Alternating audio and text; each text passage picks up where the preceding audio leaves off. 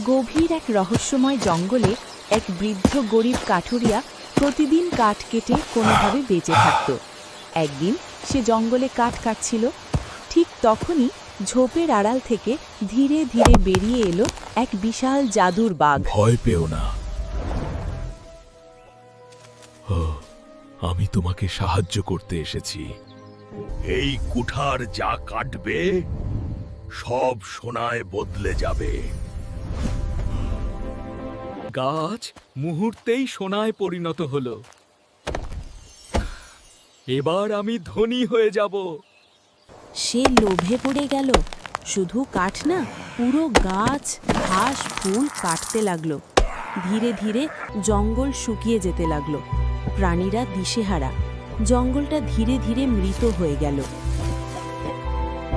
লোভ শুধু মানুষকে না, পুরো প্রকৃতিকে শেষ করে দেয়।